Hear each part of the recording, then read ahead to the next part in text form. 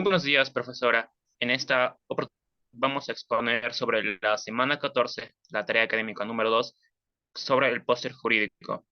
Nuestro grupo está integrado por 5 personas y siendo el encargado del post de unir las partes para el póster jurídico, Yorlan Coaguila Belisario. El tema que nos ha tocado es la prescripción extintiva. Doy paso a mi compañero que le toca el primer tema. Buenos días, soy Jefferson Leandro Santayana Babani y voy a poner sobre la preinscripción sucupativa.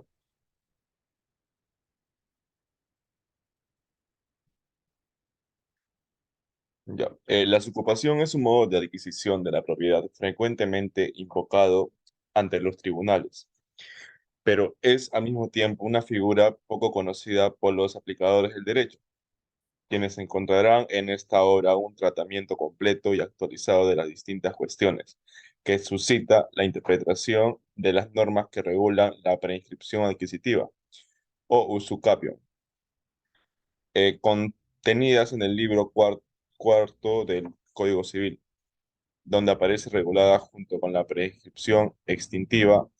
Continúa planteando dificultades pese a la existencia de un número más que notable de decisiones judiciales y a las aportaciones clarificadoras de la doctrina, siguiendo una sistemática tradicional. Se exponen las soluciones que tanto la doctrina como la jurisprudencia aplican a los problemas que en la práctica plantea la adquisición por usucapión de la propiedad y de los derechos reales, limitados entre los que se encuentran sus relaciones con la prescripción de las acciones, los derechos usacapibles, los bienes imprescriptibles, los requisitos de la posición ad usucapione, los particulares requisitos de la usucapión ordinaria y los plazos de usucapión y sus causas de interrupción. La obra combina en su justa dosis la doctrina y la jurisprudencia. Las aportaciones de los autores resaltan imprescindibles en este tema, si bien se ha evitado la exposición puramente dogmática y en cuanto a la jurisprudencia se analiza la más destacada sobre cada cuestión, y no solo del Tribunal Supremo, sino también de las audiencias provinciales. Aunque dirigida a los juristas prácticos, la obra posee también interés para los estudiosos, para quienes presentan como más clara ventaja la de ser mucho más asequible que los tratados al uso, sin merma del rigor jurídico. Ya, existen dos tipos de usucapión. La ordinaria, que es la más habitual, y la usucapión extraordinaria, para la cual no se exige ni buena fe ni justo título. Por usucapios podemos adquirir todo aquello que puede ser objeto de mercado. Eh, en la usucapión se produce la adquisición automática del derecho. El usacapiente puede renunciar al derecho abonado, aunque no a la posibilidad de usacapirlo más adelante. Requisitos de la usucapión ordinaria. Son cuatro requisitos: la posesión, buena fe, justo título, por tiempo determinado en la ley. A continuación doy paso a mi siguiente compañero. Buenos días, profesor. Buenos días, compañeras y compañeros. Mi nombre es Jorge Miguel Anampa Sumalae, perteneciente al grupo que expone el tema prescripción executiva y extinta. El tema que me corresponde a mí es el trámite notarial de la prescripción ocupativa, o también llamada trámite notarial de prescripción adquisitiva. El trámite se puede desarrollar vía notarial mediante los notarios de la misma localidad donde esté ubicado el bien inmueble, donde se presenta una solicitud al notario. Esta será anotada en el registro de previos de la SUNAR, Superintendencia Nacional de los Registros Públicos, y se publicará un aviso por 3 días en el diario oficial El Peruano y otros 3 diarios que sean más reconocidos a nivel nacional. Como requisito uno está la solicitud. que es presentada a la notaría, que debe llevar la copia de DNI del solicitante y una copia literal del inmueble, que quiere decir del titular, en ese caso el dueño. También es importante resaltar que se debe entregar el autovalú, o también conocido como PUHR, de municipalidades. Junto a ello también debe estar los planos del inmueble, ya sea las medidas, si cuenta con todo lo necesario para una vivienda. También es importante los recibos de servicios públicos, como es, este caso es el servicio de luz y agua, SEAL y SEAPAR. También es necesario llevar el impuesto predial, todo ello por más de 10 años. Esto quiere decir que durante 10 años el recibo de luz, agua y el impuesto predial y también el autovalú, se tiene que juntar todos esos documentos para una vez ser entregados durante 10 años. También, todos estos documentos deben ser correlacionados y llevar junto a ello 3 testigos. Es importante llevar 3 testigos que tengan una serie de requisitos, como ser mayores a 25 años. Una vez desarrollado esto, la notaría procede a la descripción de los colindantes, los vecinos más aledaños de la vivienda. Cuando esto se desarrolla, ya también procede la evaluación en cualquier notaría, la más cercana o de la que mayor le convenga. Cuando existe la evaluación, viene un notario o un funcionario mismo de la notaría que redacta un acta para proceder a la inspección y confirmar la existencia del inmueble, donde se levantará dicha acta, y a la convivencia de todos los testigos. Deben estar ahí también la asistencia de los 3 testigos mayores a 25 años. Pueden ser hermanos, familiares o amigos o los mismos vecinos de ahí. Luego se procede a realizar la escritura pública y testimonio en la notaría. También deben acudir ahí los 3 testigos y el que presentó la solicitud. Todo este trámite demora en un plazo de 3 meses y es necesario contar con un abogado, porque puede ser fácil, pero a la vez también difícil. Al finalizar, se obtiene el título de esa posesión en la SUNAR, donde se obtiene el bien saneado con agua y luz dichamente registrados y procede a recibir sus derechos como titular del bien inmueble. Gracias. Ahora doy el pase a mi compañero. Buenos días, profesora. Ahora continuaré yo con el tema de la prescripción extintiva. Soy el alumno Leonardo Pablo Arras Rodríguez.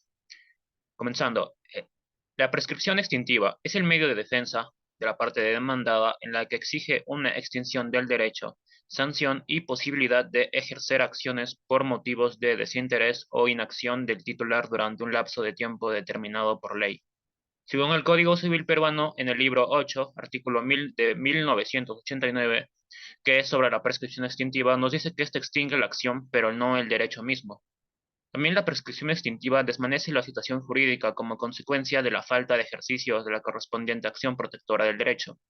Se funda en la presunción de abandono o renuncia porque la inacción del titular del derecho parece implicar y en razones de necesidad y utilidad social, así como en beneficio de la seguridad jurídica. Según Francesco Carnelotti, que fue un jurista italiano, uno de los más influyentes procesalistas de todos los tiempos, destacaba que entre todos los institutos de derecho, este es uno de los más sugestivos, porque es una especie de milagro por el cual el derecho se vuelve no derecho y viceversa, poniendo en relieve que también este, como un ser viviente, nace y muere.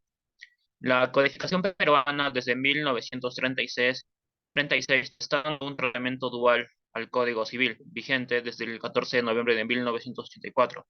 Llevó pues a la prescripción extintiva a un libro especial, el libro 8, que legisla también sobre la caducidad. La doctrina ha establecido la diferenciación que ha sido acogida por el Código Civil peruano.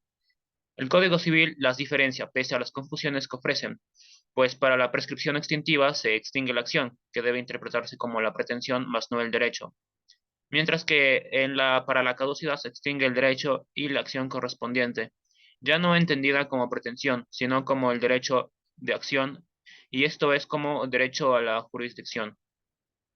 Los efectos de la prescripción extintiva. El efecto fundamental de la prescripción es extinguir el derecho o acción que sea objeto de ella, y todos los derechos accesorios, y ello con carácter retroactivo.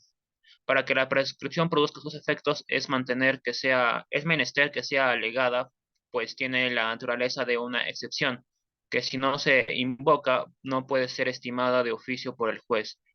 El transcurso de tiempo hace que pierdas el derecho a ejercitar determinadas acciones.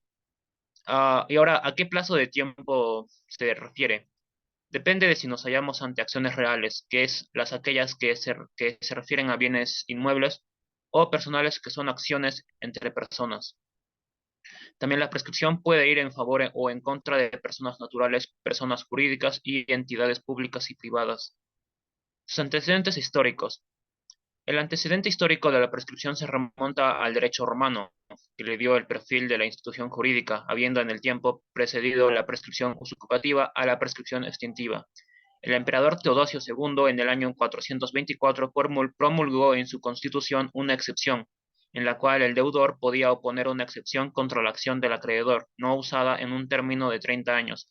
Se extinguía la acción, por lo que no habría derecho, convirtiéndose en natural la acción. La gran obra de Justiniano, que resumió las instituciones jurídicas romanas en el Corpus Juris Civilis, fusionó la prescriptio longi temporis con la usucapio, siendo así receptada con la codificación civil moderna.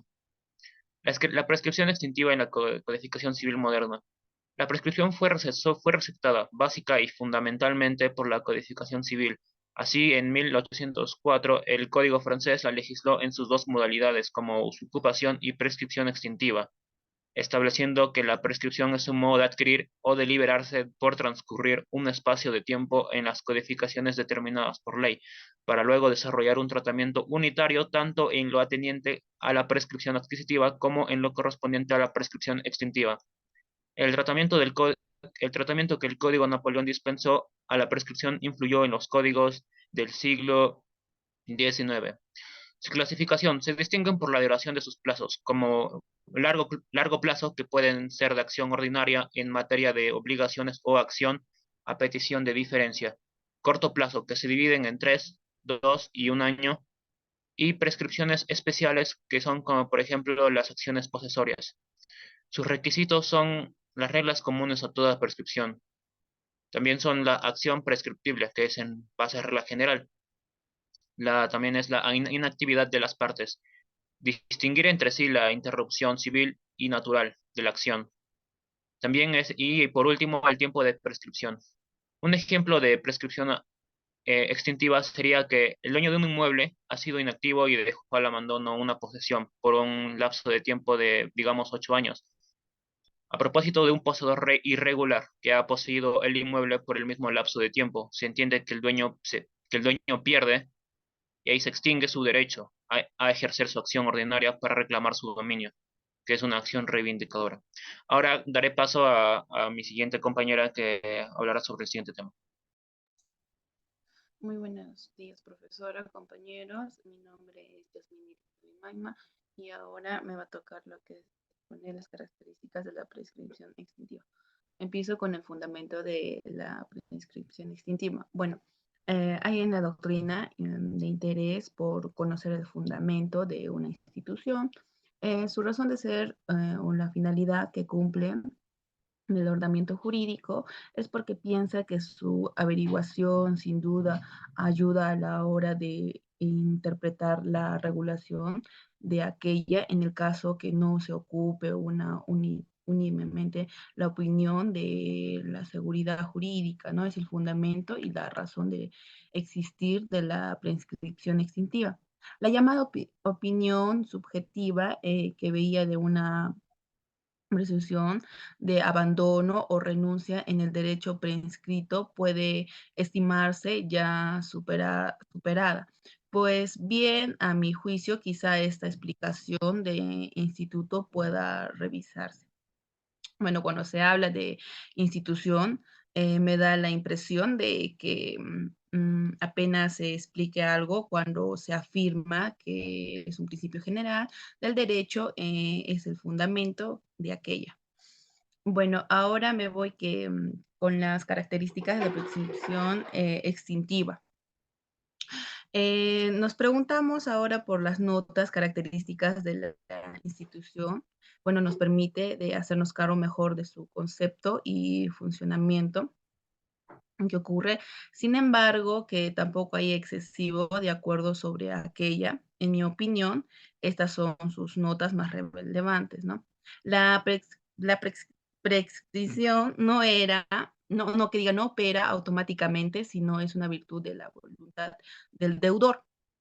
Ello significa que solo ganará sus efectos si se esgrime por el beneficiario de ella o solo si es el deudor ante un ejercicio de su derecho por el acreedor, fuera del plazo fijado por la ley, ¿no? O pene de la prescripción, aquel que se estime extinguiendo el derecho o la acción que lo ampara. Ya lo veremos, de modo que quizá sea obligado o no utilice esta defensa que el ordenamiento pone a su disposición en el ejercicio de los derechos prescritos será perfectamente eficaz. ¿No? Ahora me voy a lo que es el objetivo de la prescripción extintiva. Bueno, probablemente es esta la cuestión que más se ha tratado con el debate doctrinal, ¿no? Sobre la figura que estudiamos. ¿Cuál es el objetivo de la prescripción extintiva? ¿Qué es lo que se extingue por la prescripción en el derecho subjetivo o la adicción judicial que lo tutela, ¿no? Cuando aquel no tiene alguna trascendencia práctica o no. Si no la tuviera, raramente un debate estaría justificando en una ciencia como el derecho, eminentemente práctica, como si lo tiene. Si como consecuencia de la prescripción objetada por el deudor se extingue que el derecho es evidente que si más tarde el deudor arrepiente y paga ha realizado un negocio jurídico distinto e independiente, ¿no? Concreto, un negocio titulado gratuito porque los derechos no reviven. No puede ser en el cumplimiento del negocio original de que él nació, de que él nació del crédito preinscrito, sino el pago fue voluntariado, pensando, por ejemplo, que pagaba un crédito diferente de la prescripción por su voluntad. Habrá un lugar a repetir del pago indebido. Además, el crédito preinscrito no podrá imponerse en compensación y así lo que extinguió por prescripción fue la acción judicial. Bueno, el derecho permanece vivo, no se podrá reclamar entre los tribunales, pero sí luego hay pagos que ni se atribución lucrativo a favor del acreedor, al creador ni se podrá repetir. Además, siempre se podrá hacerse velar mediante la compensación ante el reglamentación del acreedor, ¿no? Vale apenas pues aclarar si no podemos cuál sea el objetivo de la institución a un reconocimiento en una verdad. No es muy frecuente de los deudores, pero vaya por ahí renunciando a la prescripción de deseos a pagar sus acreedores a pesar de lo que podría no hacerlo. Eso sería todo. Gracias. Ya, gracias, docente, por escucharnos y nos despedimos.